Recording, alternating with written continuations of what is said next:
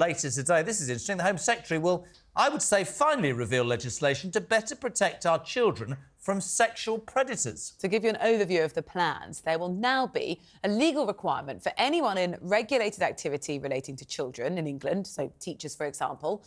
They will legally now have to report if they know a child's being sexually abused, and police are going to be given greater powers to stop registered sex offenders from then changing their names. Confusing. We're now joined by former Detective Constable with the Greater Manchester Police, the excellent Maggie Oliver, and spokesperson for the Molly Rose Foundation, Andy Burrows. One and both, thank you very much indeed. Maggie, can I just ask a question, just picking what was said there? It will now be a legal requirement for a person in responsibility to report if they know that a child is being sexually abused. Am I naive to think, would people not have done that in the past? And why the hell's it taken so long? You know what, Jeremy, good morning. You've taken the words right out of my mouth. I mean, everybody listening will think if you are a teacher and you know a child is being abused, you already should be doing that. And if you're not, you're in the wrong job. So, you know, when I listen to see what the Home Secretary is going to announce today, I see this just as tinkering around the edges, picking on like low-lying fruit and really ignoring where the massive failures are in our criminal justice system. I mean, I was one of the contributors to the National Abuse Inquiry, which went on for 7 years. And there was almost £250 million invested in that, 19 reports and 20 key recommendations. One of which was to get a Minister for Children. Another one was to prohibit, and another one that you probably won't even believe is still legally allowed, prohibit pain-inducing restraint of children, and a register for care staff in children's homes. You know, they are things that were recommended and I would argue would make a real difference. These things are just tinkering around the edges. They don't require a great deal of an investment, and that is why I believe they've picked on these very minimal points to make a big song and dance about something, because we're going into an election period. But they will make very little difference to the experience of victims and survivors on the ground, and children who are being abused. Maggie, what about this change now that says registered sex offenders won't be able to change their name? That feels like quite a significant jump. I think that is a step in the right direction. But one of my team at the Maggie Oliver Foundation, for instance, is herself a survivor of horrendous sexual abuse by her father. She knows from her personal experience that there are not enough people on the ground to even monitor where these abusers are. That abuser is allowed to live wherever he wants, but she is unable to know where he lives. He could turn up in her own backyard and she wouldn't know. So again, you know, there are much more serious issues to be addressed. That is a soundbite in a way. It Maggie, will not go anywhere. Andy, I will get to you. Please don't think me rude, but Maggie, we'll miss the point and we'll go. I said this earlier, and I can't believe that it's taken this long. I gave an example. Listen, I said if somebody who's in the public eye, a man, goes to a bar. Just it can be a woman or a man. Don't anybody start. Somebody makes a comment. Jeremy Carr touched me. Whatever, right? My name is immediately in the newspapers and I'm done for, right? That person who makes that accusation, probably if it turned out to be false, they're not known. This is exactly the same thing. People can do what they do against kids and teenagers and change their goddamn name. They shouldn't be allowed out of prison, let alone changing their names. Why do we seem to help, not the victim in this country? That's what annoys me. Yeah. I mean, you know, welcome to my world, Jeremy.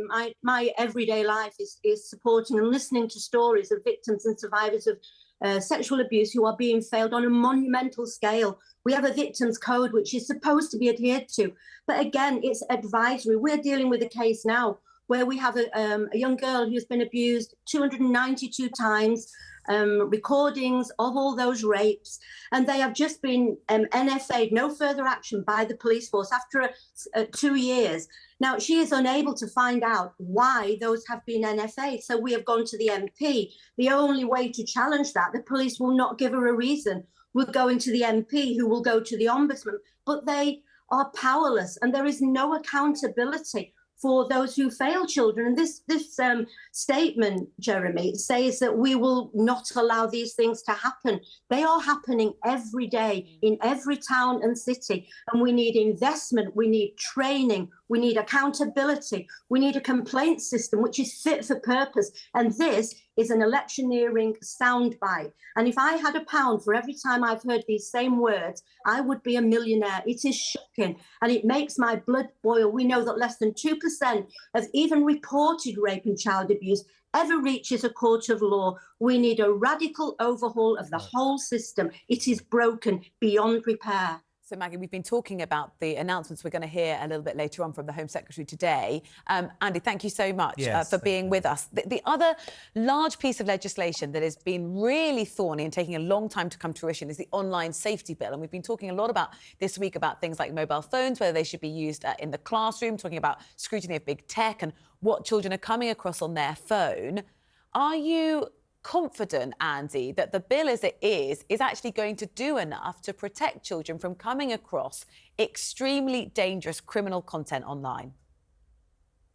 Maggie's absolutely right that we are not doing enough to protect our children, whether that is, in towns and cities across the UK, or whether that is online, and whether that's child sexual abuse, whether that is, being exposed to really inappropriate material. Now, the Online Safety Act, as you say, is on the statute book, and Ofcom is the regulator, is starting to now consult on the detail of what it intends to do. But it is becoming clear that legislation now isn't delivering in the way that we hoped that it would, despite the fact that it took, 6 years to get that onto the statute book.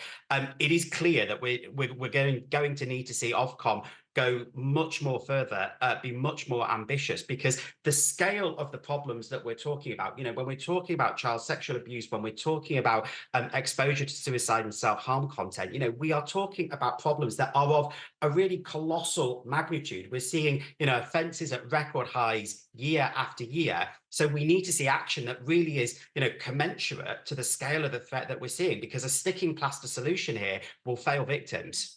Quickly, tell us a little bit about the Molly Rose Foundation. The Molly Rose Foundation was set up in memory of Molly Russell, of course, focusing on suicide prevention and helping young kids get the help they need. Just briefly, how important is your organisation? What does it do? Well, we think it's really vital that, Molly's story is a story that, is palpable for Molly's family and friends. But sadly, we know that too many children, in particular teenage girls up and down the country, are being exposed to absolutely appalling content on social networks today. And that's because the algorithms are recommending that content to children. If you go online, very quickly, you can go down a rabbit hole of being exposed to just the most appalling content that is inciting and encouraging acts of suicide and self-harm. We know that 43 young children between age 10 and 19 take their lives every year having access this type of content online. So we need to push for stronger regulation. That is absolutely what we're doing at the Molly Rose Foundation, but also helping to then ensure that we have better mental health for our children and young people, because right now we're failing in terms of enabling children to be exposed and bombarded with this content online. But of course, then, the really palpable pressures on mental health services on failing to give children the support they need to be able to cope with the various threats to mental health that we know that, young people face today. Good job, my friend. Yeah, Maggie, lots of the abuse you're dealing with is also happening online. Do you feel like we have enough protections in place for children who have got a smartphone or are accessing the internet are protected? No, I absolutely don't. I agree with every word that Andy's just said. And I feel that, once again, the authorities are too slow to the race, and they are looking at reactive solutions. We should be looking at proactively preventing children to be able to access this information and this porn online. And that lies in the hands of the tech experts, the phone companies, the big tech companies, who are quite able to create algorithms to allow children to access these inappropriate things. I have no doubt at all that they are well able to bring in algorithms that can prevent them doing so, but they're looking at the pocket, they're looking at the money, and the government needs to get behind that and not be looking, police, mental health services, they are under immense pressure, and they will never be able to prosecute everybody who grooms a child online. And we need to be looking at this from a different perspective completely, not tinkering around the edges and not looking at money. I'm going to have to stop you there. Fascinating, and I mean that. A really interesting discussion. Maggie Oliver, former Detective Constable, Andy Burrows from the excellent Molly Rose Foundation. Thank you very much indeed.